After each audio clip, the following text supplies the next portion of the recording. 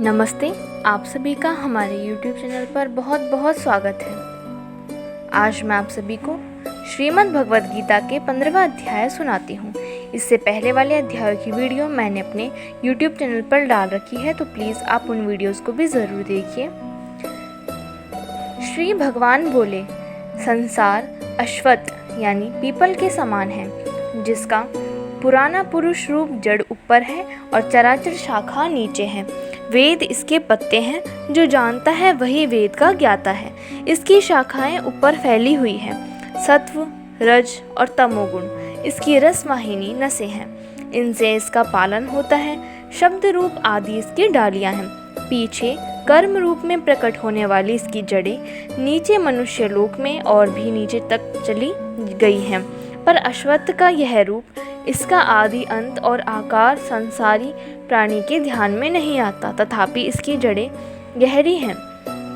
ऐसे इस पीपल को वैराग्य रूपी दृढ़ शस्त्र से काटकर वह स्थान ढूंढना चाहिए जहाँ से फिर लौटना नहीं पड़ता, और साथ ही यह विचारना चाहिए कि जिसमें वह पुरातन प्रवृत्ति उत्पन्न हुई है उसी आदि पुरुष की शरण में हो। अहंकार और मोह रहित संग दोष को जीतने वाले, आत्मज्ञान से निरत, सब कामनाओं से दूर, सुख दुख नामक द्वंद्व पदार्थों से मुक्त ऐसे ज्ञानी पुरुष शाश्वत पद को जाते हैं। जिसे सूर्य, चंद्र या अग्नि प्रकाशित नहीं करते, वही मेरा परम धाम है। वहाँ जाकर लौटना नहीं होता। मेरा सनातन अंश इस जीव लोक का रूप धरकर प्रकृति में स्थिर पांचों इंद्रियों और छठे मन को उससे छुड़ाता है, जिसे वायु पुष्पादिकों की गंध को दूसरे स्थान में ले जाता है। इसी प्रकार यह देह स्वामी शरीर धारण करने के बाद जब उसका परित्याग करता है, तब इंद्रियों और मन को साथ ले जाता है। कान, आँख, चर्म, जीभ, नाक और मन का आश्रय लेकर वह जीव विषयों का भोग करता है। एक देह से दूसरी देह को जाते अथवा एक ही देह में रहते समय अथवा इंद्रियों से युक्त हो विषयों का उपभोग करते हुए इसको मूर्ख देख नहीं सकते, किंतु ज्ञान रूप नेत्र हैं, वे देखते हैं। यत्न करने से योगी जन इसे देख सकते हैं, परंतु अज्ञानी यत्न करके भी इसे नहीं देख सकते। जो तेज सूर्य, चंद्रमा और अग्नि में वर्तमान है और जगत को प्रकाशित करता है, उसे मेरा ही तेज मानो। मैं ही पृथ्वी में प्रवेश कर अपने तेज से समस्त भूतों का धारण करता हूँ, और इनमें रस स्वरूप चंद्रमा बनकर मैं ही सब औषधियों का पोषण करता हूँ। मैं जठराग्नि होकर प्राणियों के देह में प्रविष्ट हूँ और प्राण वायु अपान वायु से संयुक्त होकर चारों प्रकार भक्ष्य, भोज्य, चोष्य, लेह से भोजन किए हुए प्राणियों के अन्न को पचाता हूँ। संपूर्ण भूतों के हृदय कमल में निवास करता हूँ। मुझसे ही स्मृति, ज्ञान और उनका नाश होता है। सब वेदों में जानने योग्य मैं ही हूँ।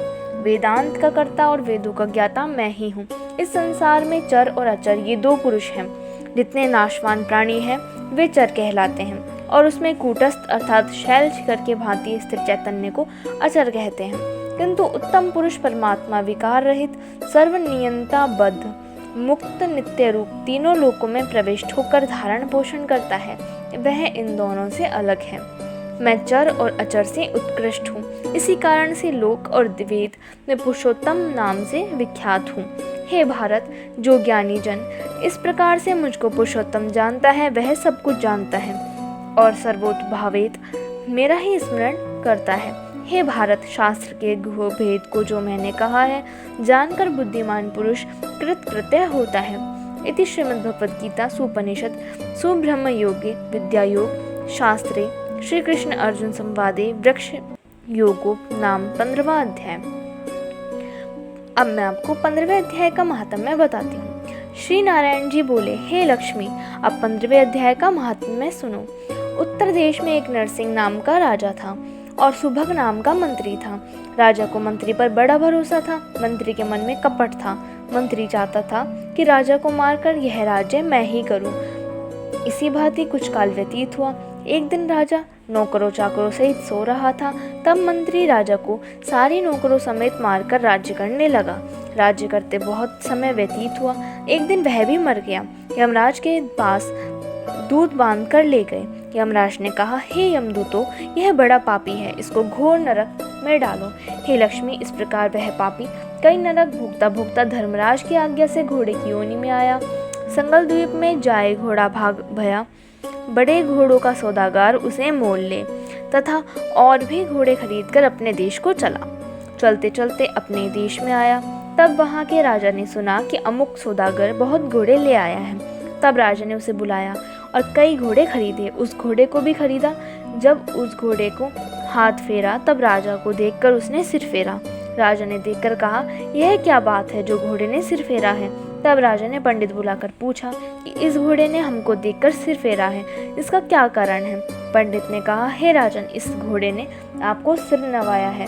राजा ने कहा, यह बात नहीं। कई दिन पीछे राजा शिकार खेलने को उसी घोड़े पर सवारी करके गया।